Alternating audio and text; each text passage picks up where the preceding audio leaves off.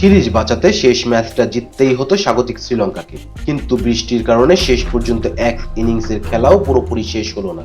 তার আগে অবশ্য বাংলাদেশ অনূর্ধ্ব-19 দল প্রত্যাশা অনুযায়ী ব্যাটিং করছিল। অল্পের জন্য সেঞ্চুরি মিস করেছেন অধিনায়ক আজিজুল হক তামিম। ম্যাচটি পরিত্যক্ত হওয়ায় অবশ্য সিরিজ জয়ে আনন্দেই ভেসেছে জুনিয়র টাইগাররা।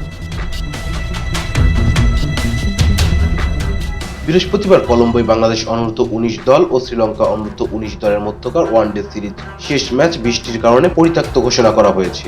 এদিন টস জিতে ব্যাটিংয়ের সিদ্ধান্ত নেয় বাংলাদেশ। বৃষ্টিতে খেলা বন্ধ হওয়ার আগে ৩৯ ওভার ১ বল ব্যাট করে ৩ উইকেট হারিয়ে ১৮৮ রান সংগ্রহ করে জুনিয়র টাইগাররা। এরপর আর খেলা মাঠে গড়াতে না পারলে ম্যাচটি পরিত্যক্ত ঘোষণা করা হয়। ৬ ম্যাচের সিরিজটি বাংলাদেশ ৩-২ ব্যবধানে জয় পেয়েছে।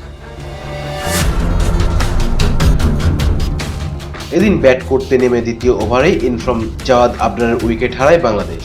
দলের রান তখন মাত্র ১। ৭ বল খেলেও রানের খাতা খুলতে পারেনি জাওয়াদ। অধিনায়ক আজিজুল হাকিম তামিমকে নিয়ে পরিস্থিতি সামাল দেন আরাক ওপেনার সিদ্দিক। তবে এ সময় রানের চাকা কিছুটা মন্থির ছিল। ৮১ বলে ৬৫ রান যোগ করেন তারা। দারুণ খেলেছিলেন কামাল, কিন্তু রবি সিংহের বলে এলবিডব্লিউর ফাঁদে পড়েন তিনি। ৪৫ বলে ৫-৪-এ ৩১ রান করেন তিনি।